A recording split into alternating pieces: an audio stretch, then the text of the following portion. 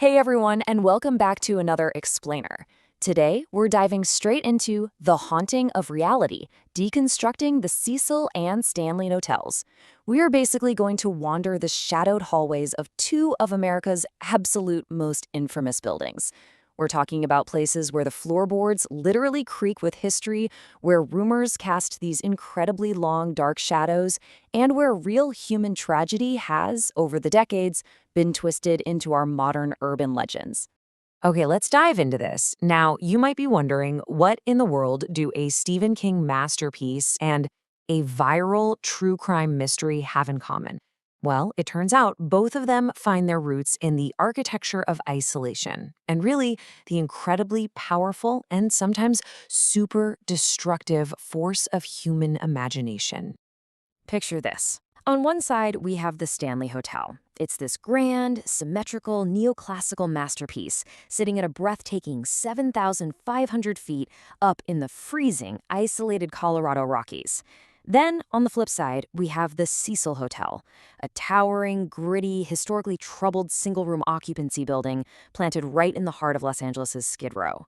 And look, despite their drastically different vibes and aesthetics, both of these buildings serve as these nightmarish backdrops for some of our most enduring cultural obsessions. Now, what's kind of wild is how much the Stanley just completely leans into its spooky folklore. I mean, guests enthusiastically report seeing the well-dressed apparition of the founder, F.O. Stanley himself, just wandering the lobby. Then there's the phantom piano music echoing from the ballroom, supposedly played by his wife Flora. And if you head up to the fourth floor, which used to be the old nanny quarters, visitors in rooms 401, 407, 418, and 428 claim to hear the eerie sounds of giggling children, phantom footsteps, and they even spot a shadowy cowboy figure. It's the whole shebang. But if we're talking about the Stanley, the absolute crown jewel of its lore is Room 217. Way back in late October 1974, a young author named Stephen King checked in as literally the only guest in this massive, drafty, soon-to-close for the season hotel. That night, King had a terrifying nightmare about a fire hose chasing his young son down the empty corridors. And that single, terrifying dream right there in room 217, that directly inspired his masterpiece, The Shining. Meanwhile, about 1,000 miles away, the Cecil Hotel has a much darker, all-too-real history.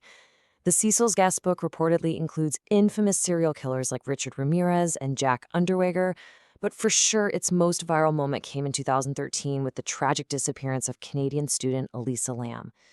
The only clue left behind was this deeply unsettling piece of security footage showing Lam acting really erratically in one of the hotel's elevators just before she completely vanished. And that elevator video, it became a total lightning rod for a digital phenomenon known as web sleuthing. If you aren't familiar, web sleuthing is basically when private citizens use online resources to conduct amateur investigations. Which, sounds helpful in theory, right? But what actually happens is that human imagination, totally fueled by digital networks, takes a physical location where a real tragedy occurred and just twists it into a weird form of participatory infotainment. Let's move to this and see how it builds, because the escalation of this phenomenon is honestly staggering. Step 1. The LAPD, just hoping for some public assistance, releases the elevator video. Step 2. Online communities completely latch onto it, but not as a missing person case. No, they treat it like a mystery puzzle to be solved for entertainment. And then it just spiraled completely out of control, shifting from online curiosity straight into aggressive, retributive, digital vigilantism. And look, there was real collateral damage here. Web sleuths, acting on literally nothing but wild speculation, zeroed in on another guest. He was a black metal musician whose stay didn't even overlap with Elisa Lam's. They doxed him, resulting in the suspension of his social media accounts and causing severe, lasting impacts on his mental health. The online mob essentially weaponized their visibility, destroying an innocent man's peace of mind based on absolutely nothing but internet rumors. So this digital obsession often bleeds right into the physical world through something called legend tripping. This is when people actually travel to sites of tragedy to experience the supernatural. But modern legend tripping, it's far less about honoring the dead and much more about creating self-serving digital content. It's basically dark tourists sneaking around forbidden locations just to boost their own YouTube views, completely detached from the actual human reality of the space. All right, that brings us to part one, the pivot, uncovering the tragic truth. Let's pull back the curtain here. Let's actually look at the cold, hard facts for a second. Over at the Stanley, those phantom footsteps and fourth-floor noises, well, the building is this massive 1909 timber structure. In the extreme temperature swings of the freezing Rockies, that wood naturally expands and contracts, creating these super loud pops and groans. Add in high-altitude hypoxia, which lowers oxygen to the brain and can actually induce auditory hallucinations, and boom, you have a scientific recipe for ghost children. And at the Cecil, the tragic truth revealed by the coroner wasn't a supernatural entity or a vast murder conspiracy. Elisa Lam sadly suffered an accidental drowning, and her bipolar disorder played a significant factor. You know, the real history is almost always more fascinating. Take F.O. Stanley. He originally came out to the Rockies back in 1903 seeking a cure for his tuberculosis. He survives, builds the Grand Hotel in 1909, but then in 1911, it saw a brutal disaster. A massive gas leak flooded the crawl spaces under room 217, leading to a catastrophic explosion that absolutely shattered the floorboards. So the absolutely crucial point here is this. The supposed ghost of room 217, the one who guests claim unpacks their bags in the middle of the night, is linked to a real woman named Elizabeth Wilson. She was the head chambermaid. She walked into that pressurized room with a lit candle in 1911 and plummeted straight through the floorboards into the dining room below. And miraculously, she survived with broken ankles. Out of a sheer sense of duty, she simply recovered and returned to work. She was just a highly dedicated employee who survived an industrial accident, not some malevolent poltergeist. Which leads us right into part two, the present day, the true cost of hauntings. The contrast in how the Stanley and the Cecil exist right now is honestly night and day. On one hand, the Stanley has brilliantly capitalized on its fictional haunting. In fact, Reddit fans correctly point out that Stanley Kubrick didn't even shoot his movie there. Yet in 2015, the Stanley literally built a fake hedge maze, something that only existed in Kubrick's film, not the book or the actual hotel, just to satisfy tourist demand. It is a highly profitable simulacrum. The Cecil, however, is struggling with a really harsh reality. It shifted its business model to act as low-income housing, and frankly, it's fighting to survive.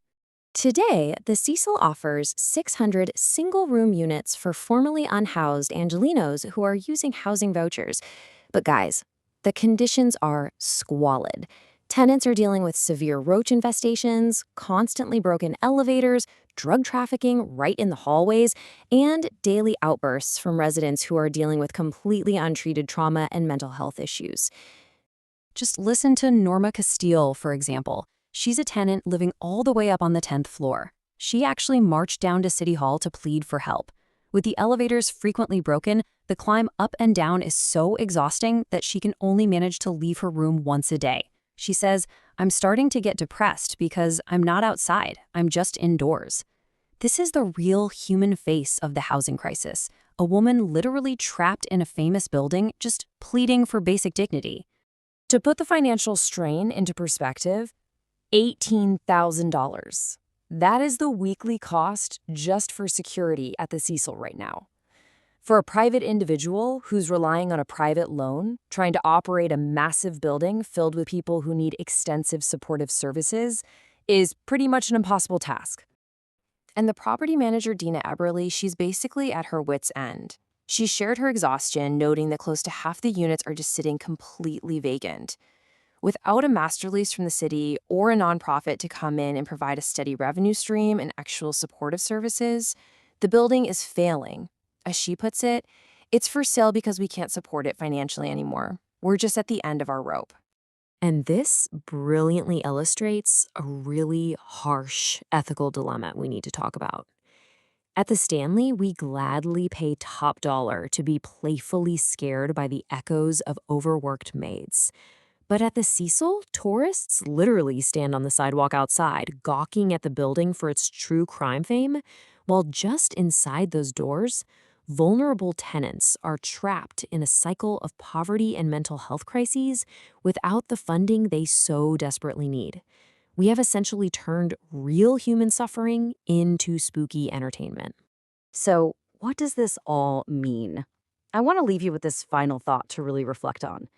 When we engage with these urban legends, when we consume this history of tragedy solely for our own entertainment, are we really seeking the truth?